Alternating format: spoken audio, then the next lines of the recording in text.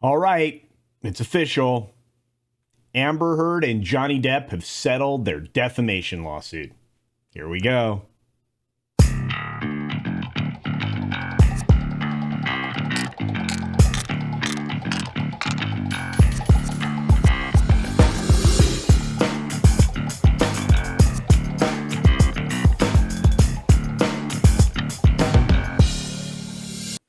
In a real quick story from Variety this morning, just moments ago as this video is being recorded, Variety says that Amber Heard and Johnny Depp have settled following her appeal against his legal win for defamation. In her statement below, and of course they're covering it from her side of things, it reads, "After a great deal of deliberation, I have made the very difficult decision to settle the defamation case brought against me by my ex-husband in Virginia. It is important for me to say that I never chose this. I defended my truth, and in doing so, my life, so I knew it was destroyed.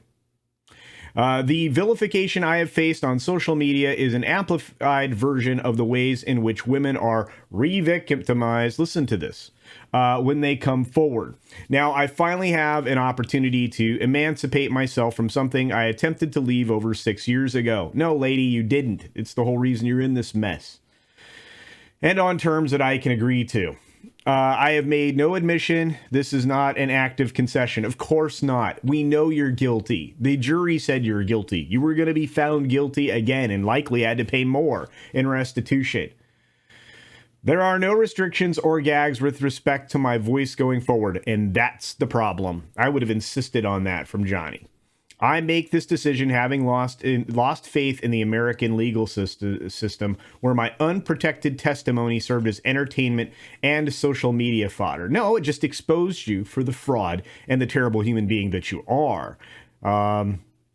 Again, you choose to lie constantly. That's your whole MO. And everybody knows it. Even the media knows it. Come on. When I took before a judge in the UK, I was vindicated. But you weren't vindicated. That wasn't even against you. And it shouldn't have been weighted that way either. That was obviously done with impropriety, which is why it has been looked at with severe scrutiny and found to be lacking. But I'll keep going. Impartial and fair system where I was protected from having to give the worst moments of testimony in front of the world's media. Why would it matter if it's truthful? Why would it matter if it's believable? See, this is the problem here. And where the court found I was subjected to domestic and sexual violence. How did they find that?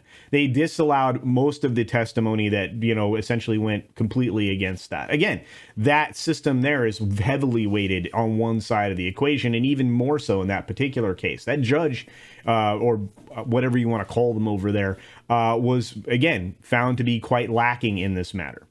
In the U.S., however, I exhausted all of my resources in advance of and during the trial, in which I was subject to a courtroom in which abundant direct evidence that corroborated my testimony was excluded.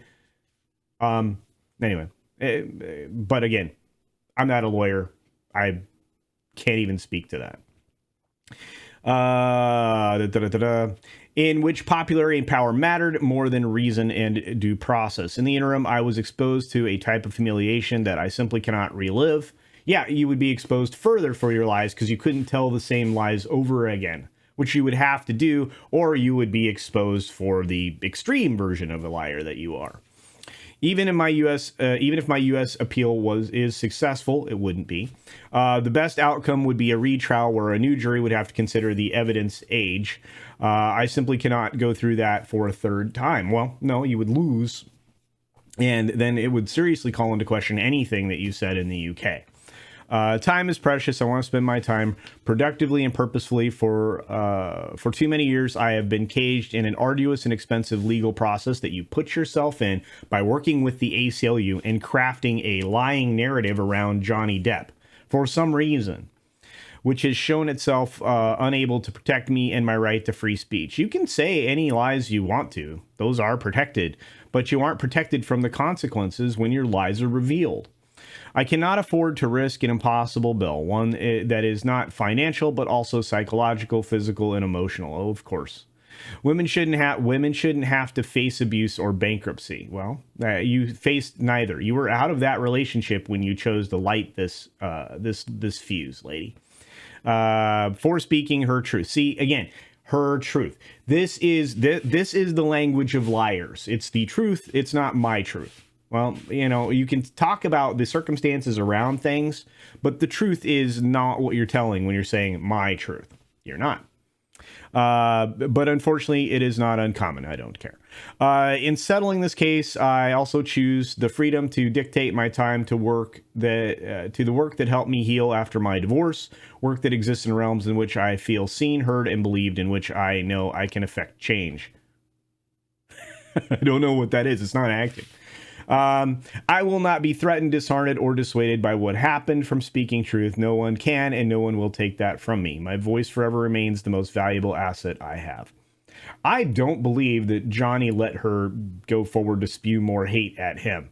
I think this is probably language that was cleared by both sets of attorneys, and I think that there are some very specific things she can't say. Otherwise, she'll be find herself back in court, I would imagine. So anyway, I'd like to thank my outstanding appellate and original trial teams. How many teams did you fire exactly? And how many PR firms? How well are you really doing?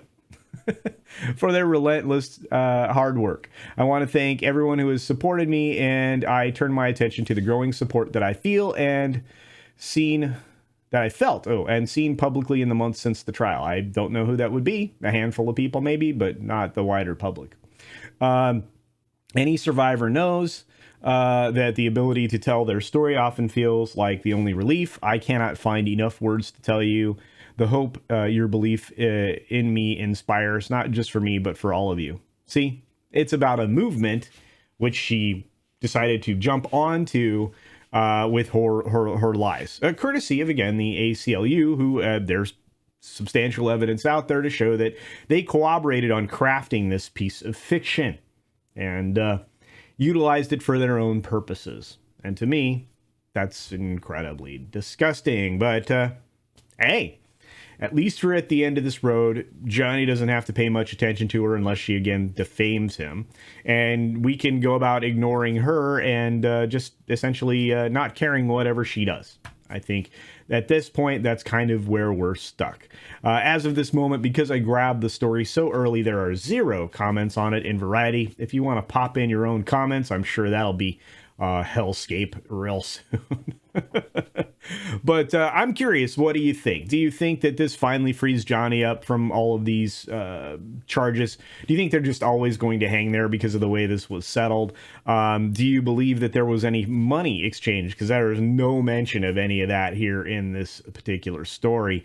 You know, do you think justice could ever properly be served to Johnny after what happened? I don't think so. But hey, please utilize the comment section down below. Hopefully, we can find something to discuss about this. I imagine we probably will. And, of course, I'm going to ask you to support independent creators out there.